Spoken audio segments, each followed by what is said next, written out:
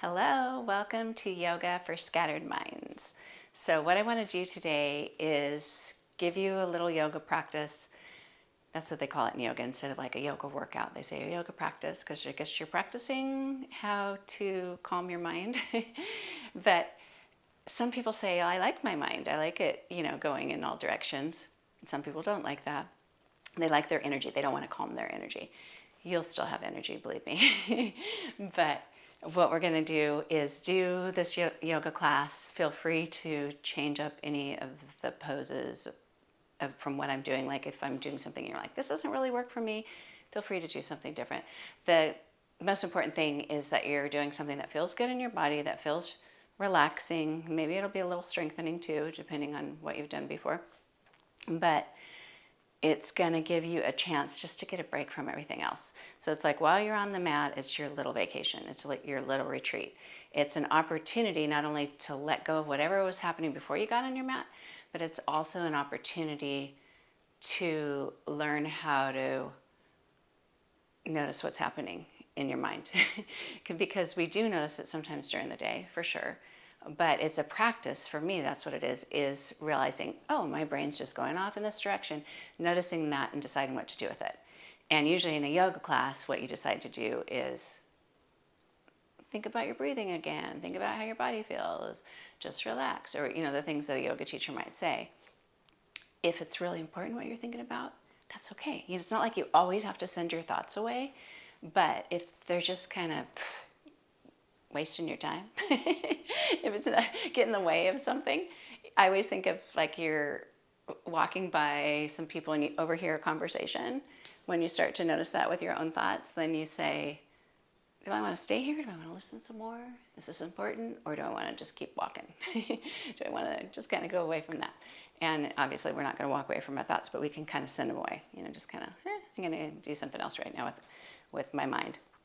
So that's the general idea of recognizing when your mind is kind of swirling about and practicing stepping away from it and realizing that you could do something different with it. And I don't want you to think you don't have great ideas, but a lot of times what we're thinking about is really not helpful or not supportive to ourselves, or might be stressing out our bodies. And so sometimes you can just go, I don't need that right now.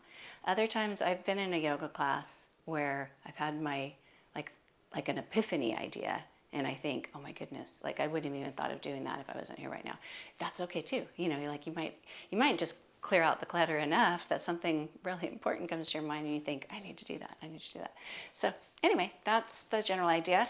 Let's go ahead and start standing. I usually start laying down just to relax, but I'm going to start standing because we've got a little energy. So let's bring your hands together at your heart and bring your arms up and then lower them down and bring them back to your heart. And if you need to be wider with the feet, usually I'm either anywhere from hip width to my feet being closer together. But lifting the arms up and just playing with this range of motion. Inhaling as your arms go out and up. You can even look up and exhaling as they come back together. Inhale, sweep the arms up. And then maybe reach for one wrist and slowly lean to the side. And then come back up and bring your hands to your heart. Inhale, sweep them up again and reach for the other hand or wrist and tilt to the side and breathe with the air. As you breathe in, come back up and exhale, bring your hands together. And as you inhale, open your arms out. And exhale, bring them back in. And just kind of think of your arms as mimicking the lungs, getting wider here. And exhale, bring it back in. And then let's take the toes a little wider and do that instead of the arms going wider with the breath. This is another way to quiet the mind. They kind of call it, they do call it, some people have called it meditation in motion. So I call it that. I heard one teacher say that a long time ago when I used to do yoga videos. And so I do that. But you go ahead and you lower down. So that's your exhale. And as you inhale, push into the feet and lift up. This is star pose. And exhale, lower. And your feet can be just whatever's comfortable for your knees. And go low as feels comfortable for your hips here and your knees. Inhaling up. Exhale, lower.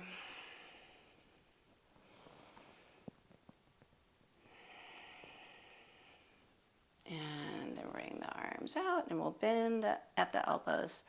So they call this moonflower. I think of the fingers as like the flower petals. And then slowly go side to side, inhaling as you come up and exhaling as you go over.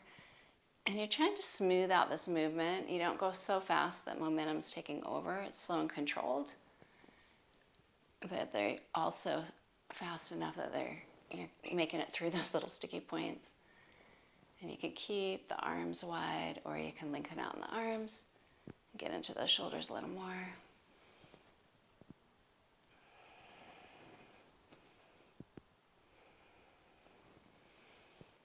And then slowly come on up and bring the feet in. Shake it out a little bit. I do a lot of shaking it out a little bit. Feet, hands, whatever. And when I realized I had ADHD, I thought, maybe that's why I'm a yoga teacher that's always adding movement in between. I got to get that energy out. Go ahead and bring your hands to your heart, and let's do this again. Sweeping the arms up. You can reach for that wrist again, or you could interlace. Sometimes I interlace the front 3 fingers, pointer finger and thumbs. It's like Charlie's Angels. Going on up. When I was little, if we played Charlie's Angels, that's what we did. Like, stop. And you put your hands together there. Well, they used to have, go ahead and come back up. I know we're supposed to be quiet in your mind, but maybe it'll help you if I'm talking to you. Go ahead and sweep them up. But we used to, they had a commercial. It was like Sabrina, Kelly, and Chris. Or when Farrah Fawcett, I don't remember her name. That was a commercial for Charlie's Angels Barbies. Go ahead and lift up and go the other way. And breathe with it here.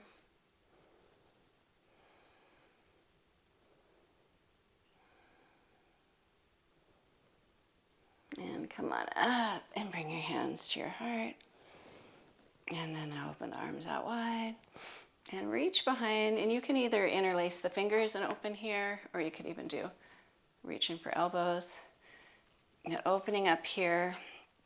Feet could be wider if that helps. But open, lift.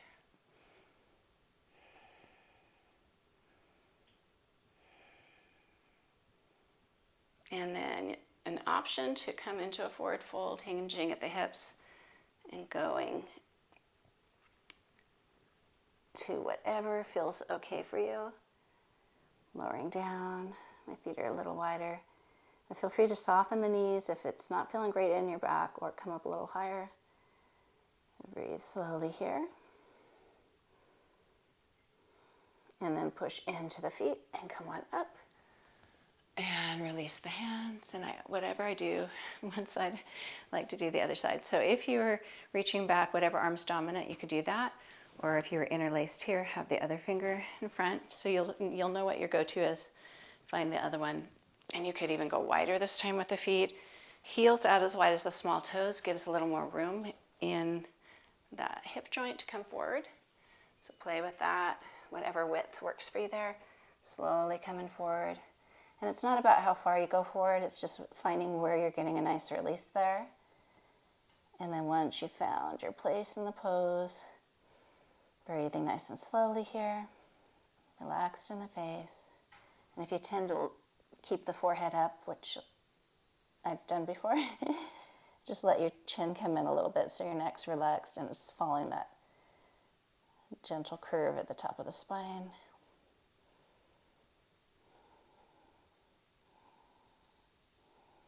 And then come on up and release it. And I didn't really instruct you in breathing, just to kind of get your mind thinking about other things. But generally, breath that they do in yoga classes is Ujjayi breath, or they call it ocean breath. And it's expansive as you breathe in. It's like your throat's going. And that helps all this expand. And then as you exhale, you're pushing that air up like you're fogging up a window with your breath. But you do it with your mouth closed. You could do it with your mouth open if you want to practice it that way. But it's like you're widening here. And then your exhale is... And it is pretty relaxing. You can even do it like at stoplights and things. Once I figured out what to do, after doing videos for years, I couldn't figure it out. Once I realized what I was doing, that expansion in the throat creates expansion here and here and here, instead of a lift. Normally, if we're not widening the throat, it's more of a kind of, if you breathe through your nose, more of a sniffing and a lifting. And this is more expansive. You get more oxygen in there. And then bring it back. So let's go to the front of the mat. And you might already be there. Hands at your heart. And this is a sun salutation. I'll turn this way so you can see it. But you sweep the arms around and up. You may already know this. No worries. But you hinge at the hips and slowly fold forward. And then lift and lengthen. That half lift position and lower forward again. And you can bring your hands to your legs. They might go lower. They could hang long, ragdoll arms. But finding a forward fold that works for you. This is one of the areas that I am bendy. Other areas I'm not as much. But no worries if you're not going as far forward as I am. But you can connect hands if you'd like to legs, ankles. If you do bend as far forward as I do, hands reach the floor. One of my favorites is lifting the feet up a bit and placing my hands under there. It's like a little massage for my feet, a little massage for my hands. But allow yourself to rest with it here.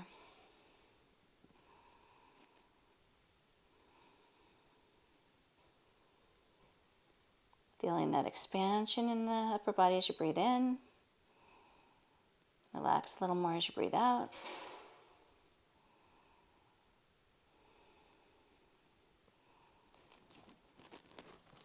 And then soften at the knees and go ahead and come on up to standing. Circle the shoulders back and around a few times. And let's do one more sun salutation. This time we'll make our way to the mat. Inhale, sweep the arms around and up. Exhale, slowly fold forward. Inhale, lift and lengthen. And as you exhale, you can bring your fingertips down, your left foot back, and bring your left knee down. And I usually use props in classes, but I'm going to do it without because you may not have any. So this is just in case you don't have any. If you have some and you know how to use them or you want to use them, feel free. So a lot of people, like me, are comfortable having that back foot flat.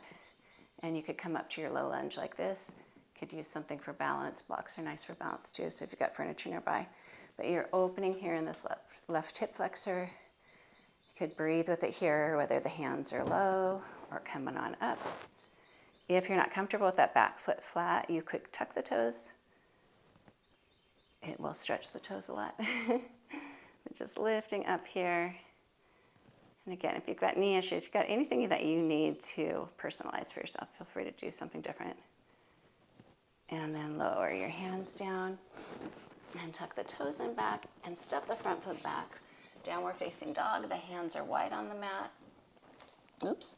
Feet are hip width. I looked down at my feet. They weren't hip width. Or just whatever works for you. But usually the mat is kind of like a ruler. It's, you kind of have the feet evenly placed from the sides of the mat. Symmetrical there. Hands wide on the mat. And then go ahead and walk on up to the front of the mat. And we'll do a lift and lengthen, a half lift. And then step back this time with the right leg. Fingers down. Coming into that low lunge. Back foot flat. Show you the toes tucked option.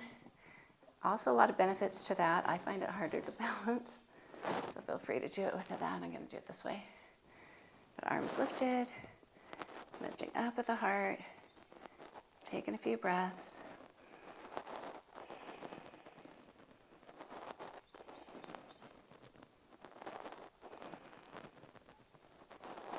And then go ahead and lower the hands down and bring that front foot back. Go ahead and add a little movement here. So I found in my years of teaching, when I teach teenage girls, the ones who want to talk a lot, and they're probably having a hard time quieting their minds, and they want to be social, they want to have fun with their friends.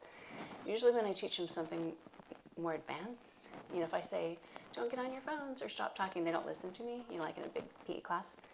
But if I say, and now we're going to do this, they're like, oh, I want to try to do that. Like they like that challenge. But I don't find that women are I don't know, some women might be, but a lot of times they're just kind of like, I can't do that. So feel free to sit back into child's pose. And my hips go back a lot. Lately I've been doing it more in the air and more swooping there in the upper body, letting that release in the shoulders. But any arm position, any hip position, any knee position that you like, it's like a kneeling forward fold for child's pose. And let yourself just relax with it here. Again, noticing your breathing. Letting go a bit.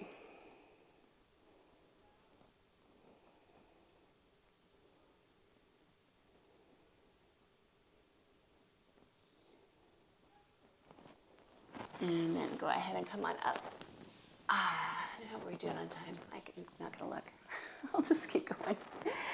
But the program that I'm using, I can't really see. And unless I'm at a scheduled time, like I'm teaching class, I don't remember what time I started. I never do. So I'm doing a little side-to-side movement here. And I'm going to let you choose. I like to let people do a little free play. I'm going to let you choose one seated forward fold. And there are a lot of options. One is both legs straight. You could sit up tall, hinge forward, reach in for hands, reach in for feet or hands here, or even using a strap, like a belt or something to connect there. Or you could take your feet wider and go forward that way. Or you could bring your feet in and go forward that way. So feel free to do something that's symmetrical with the legs. It's a forward fold. Also feel free to sit up higher. You could sit on a coffee table if you're just like, this is not very comfortable, to fold forward here. You could be up higher. And I know coffee table sounds high, but that's what works for my son. Because otherwise he's got so much rounding in his low back, he can't go forward. It's just a lot of it's bone structure. So no worries if you're not doing it. I'm actually going to do the wider feet version. But go ahead and come forward. And lower into it, the upper body, the weight of that, helping you with the breath, with gravity. And in these seated forward folds, as you breathe in, there's usually a little lift. Same with standing forward fold. As you exhale, there's a gentle lowering. And after several breaths, you might have room to lift and lengthen, and then go down a little more. Because often when we start out, we found this barrier, and it might be as far as we go that day or that week. But for a mini, after several breaths, there's room to lift up a bit and walk forward a little more. And it just kind of has to do with, how tight you are in the tissues. Bone structure will stop you at some point, but there's often some give with the soft tissues. So go ahead and let yourself settle in here.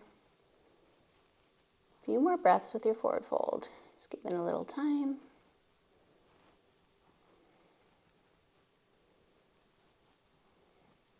And then come on up. And then I'm going to show you one of my favorite twists. So it's on my back, and it really only has room if you have, it only works if you have enough room. So I usually turn this way. I'm going to be laying here. I'll turn this way so you can see. But I'm going to go ahead and lie back and bring my legs in the air. I mean, you could do it with your head on the mat. I've got mine on the floor just so you could see. But the legs are in the air, arms are out wide. And I usually do it with straight legs, but you could bend the knees a little bit if you need to. But the right leg goes to the right, left leg follows. Left leg back up, right leg back up. Left leg to the left, right leg follows. One leg up, the other leg follows. And so you're just side to side, going into the twist. With the longer legs, I don't stay there very long. The weight of that leg can pull a little bit at the low back. But after several, if you find, I might want to pause there a little bit, you are welcome to. And that's the way I like to do a yoga class, is to have the freedom to explore. And I want you to have the freedom to explore. It's actually feeling good to stay here a little longer. However it works for you. And I always had a problem saying, if you want to, you can modify. Because modify to me sounds like a less than, like you're not as good at this. Go ahead, keep going with it. I'm coming back up. You may be doing something else. But so I wouldn't say modify. I'd say if you need to do it the way that works for you, that kind of thing, like I said earlier. And then one day I was in a fitness class, and I don't know, they were doing bicep curls or something. And I thought, I can't do it that way because, my right shoulder or whatever it was. And I thought, I have to personalize it. And I thought, that is my favorite word for it. You need to personalize it. You need to personalize it. You're the person that's doing the yoga, not me. So you don't need to do it like me. You don't need to do it like anybody else if we were in a big class together. You need to do it in a way that works for your body. And so that you can come off of the mat feeling better, not worse.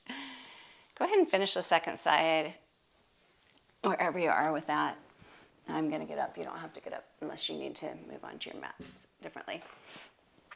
And I'm going to lie back down. And this might seem like, is it doing anything? But it is. So we're going to lie back down and lengthen out the legs.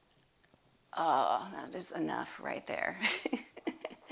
So after having the legs bent, or, you know, the legs closer to the upper body, like sitting in a chair, even the difference between standing and laying down, your pelvis is up a little bit. You're opening here at the hip flexors. You're letting all that relax in your back.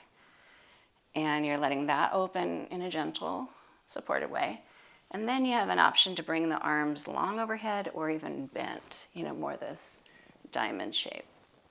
And finding a way to bring the arms up higher, whether they're touching the floor or the hands are hovering. So we had a room full of people and said, bring your arms up in the air and see if you could go straight up from the rest of the body. A lot of people can't, so those people, their hands would be hovering, and that's okay. But it gives the greatest opportunity for gravity to help that open. And you could observe that in yourself. Even if your hands are connecting, you might feel a different connection on one hand where the knuckles or tops of the hands or wrists are maybe touching. And just give it a little time.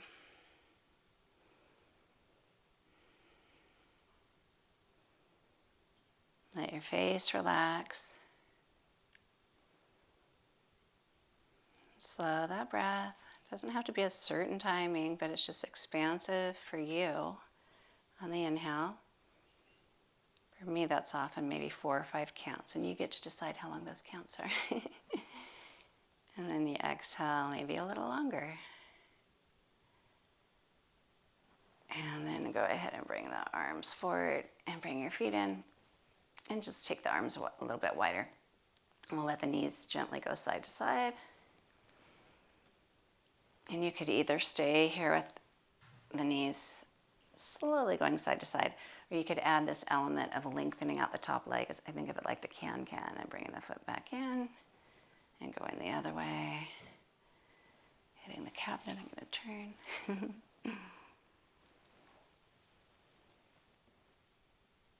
And the idea of yoga for scattered minds isn't that it's never going to be scattered while you're doing yoga. In fact, the yoga people, the people in India that started, they call it the monkey mind, because what do monkeys do in a cage? You know, they're like, well, sometimes, okay, I would say, what do monkeys do in the real world? I guess not in a cage. Sometimes they're still in the cage. But we think of monkeys just, you know, all over the place, you know. So they're saying everyone has a monkey mind. And if you have ADHD, you have an extra scattered mind. I don't really want to think of that I have a monkey mind, but I have a scattered mind. So it's gonna go ahead and bring the legs in the air. It's gonna move around. It's gonna have a lot of things go through, you know, a lot of thoughts. And the idea is that yoga is the art of quieting the mind. It doesn't mean completely. It doesn't mean forever. It's just learning. It's just exercising that tool, learning that way to observe, oh, my mind's doing this right now. And then deciding if you want to quiet it. That's my opinion. You don't always have to quiet it, but deciding if you want to quiet it or not. So go ahead and choose an inversion. There's different kinds of inversions. Usually it's heart higher than the head. But here, legs in the air, it's kind of a subtle inversion. Heart's not higher, but the feet are higher. So you could be here. If you do have a block, and I know I promised I wasn't going to use a prop, you could place a block or a book or something right there under your low back. You could do happy baby, knees out wider, you know, hands at the feet. And it doesn't have to be a still happy baby. No one tells a baby, you know, like, oh, you know, just do exactly this. They get to decide what they do, whether they move their feet, whether they hold around their feet, above their feet, their ankles. But just give yourself a little time. I just realized I forgot to move the camera in closer, but you're probably good. I'll move it in a little closer. Just give yourself an inversion, whether it's with movement or being still for a minute.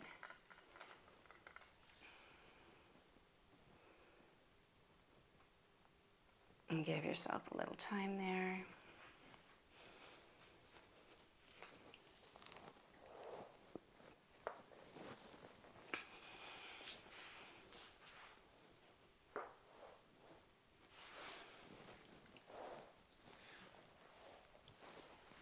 And then whenever you feel ready, go ahead and we'll do one more twist.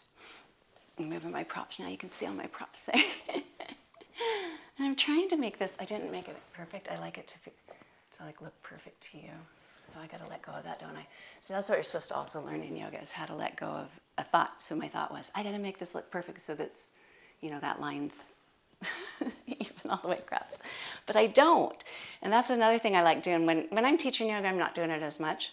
But when I'm in a yoga class, even just noticing the conversation that's going on in my mind, like, why is she having us hold this so long? Or, oh, I was late. I got to talk to this person after. I got to apologize. What am I going to say to her? All those things that go on through your mind, they're not just the repeat things that we think every day. They're the things that come up because we're judging or whatever, or evaluating or whatever. Anyway, I swear I could go on and on about this forever, but that's okay. Hopefully it's okay with you. If not, you might need to find another yoga teacher. But let's go ahead and do a supine twist here. Left leg long, right leg in the air, right arm is going to be out wide. And then let that leg cross the body, however that works for you. Just release in there in the hip.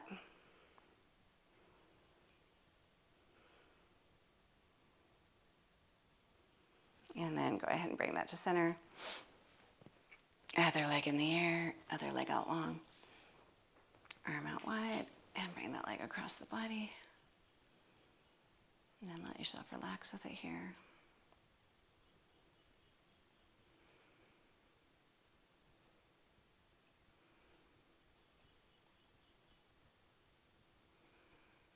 And then bring that back to center.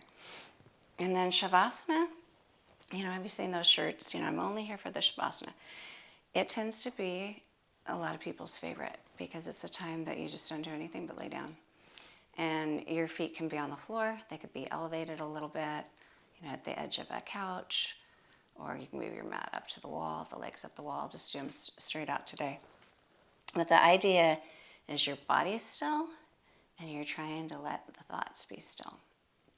So again, a little practice of doing that. But I don't know if anybody in a class ever has their mind be completely still.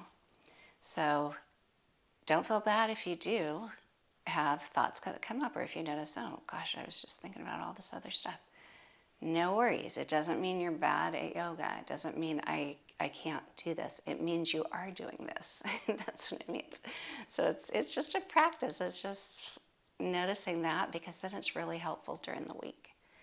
And that could be another class I could talk about. But let's go ahead and just settle in here.